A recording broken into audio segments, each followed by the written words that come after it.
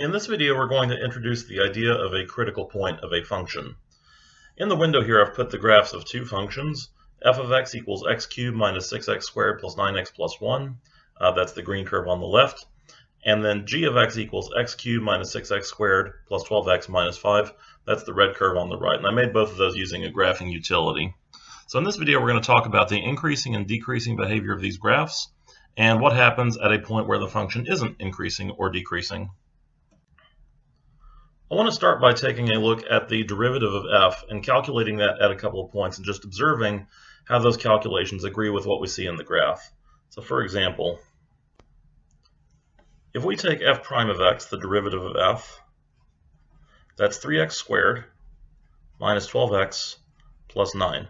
And let's suppose that we calculate that at x equals 0. So f prime at 0 is equal to 3 times 0 squared minus 12 times 0 plus 9, and that equals 9.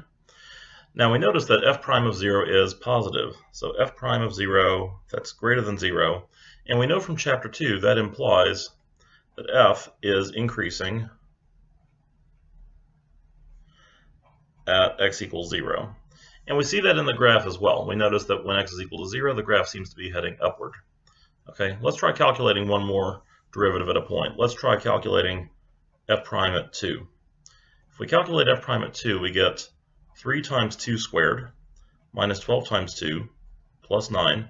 And that comes out to 3 times 2 squared is 12 minus 24 plus 9.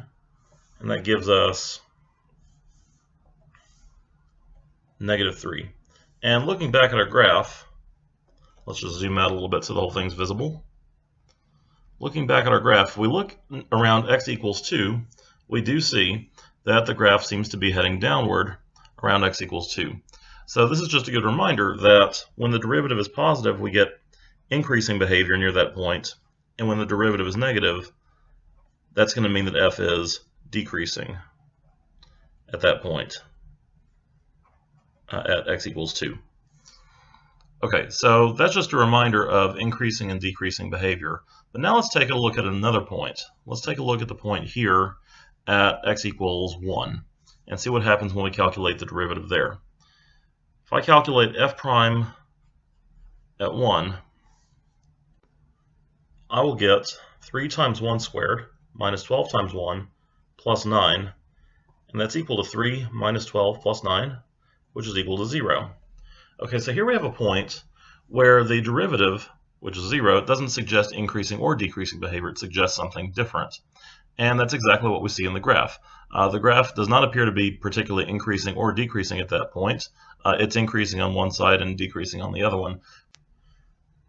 And that's happening because, in this case, when f prime of 1 is equal to 0, that gives this graph an opportunity to have a transition point.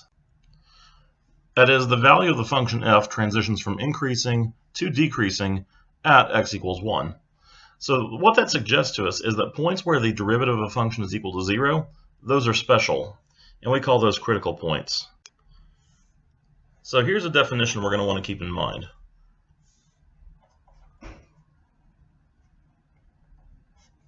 A critical point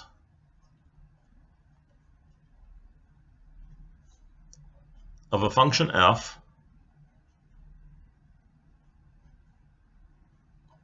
is a point P in the domain of f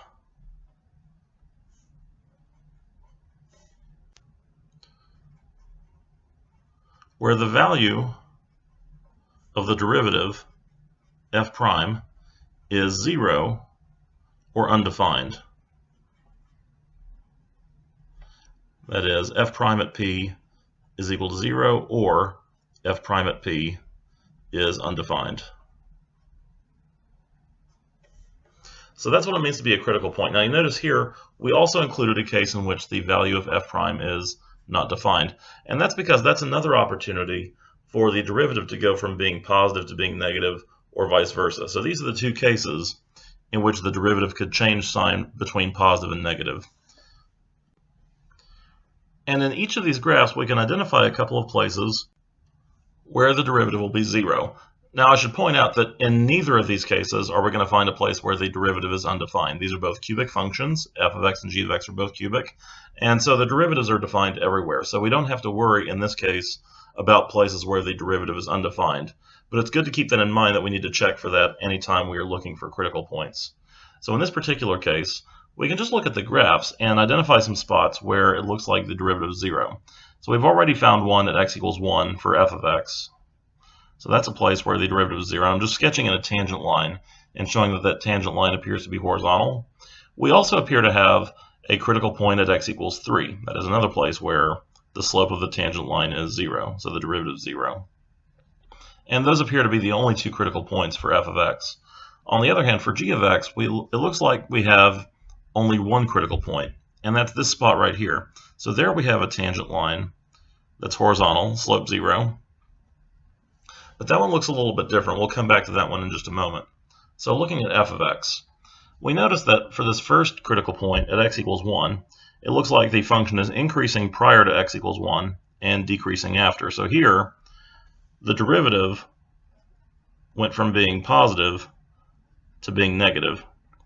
And it seems like in order to do that, the derivative had to cross through the value 0. That is, this was a point right here where the derivative was equal to 0.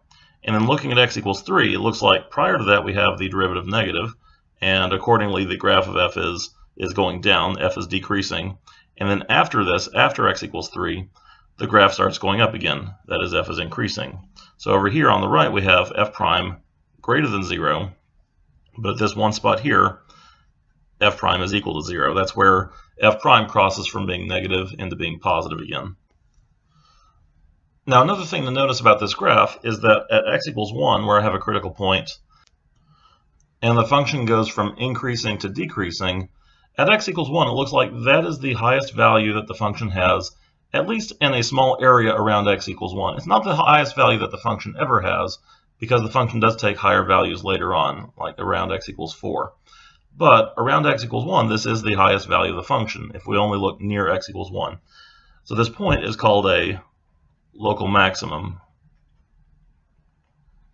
And similarly, the point where x equals 3 is called a local minimum, because if we only look at points near x equals 3, this is the smallest value that the function has, is the value f of 3 equals 1. So that's a local maximum and a local minimum. On the other hand, if I look at the graph of g of x, this point at x equals 2, it is a critical point because the derivative is 0. But it doesn't look like it's either a local maximum or a local minimum. The graph is increasing prior to x equals 2, or I should say the function's increasing, and the function is increasing after x equals 2. So this point is neither a local maximum nor a local minimum.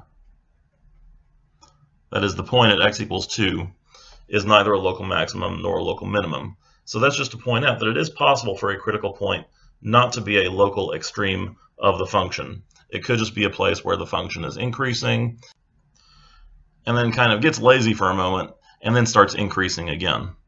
Similarly, you could have a critical point where the function is decreasing and then just stalls out for a moment and then starts decreasing again. That's also possible. Okay, so that's an intro to critical points. Main ideas to take away.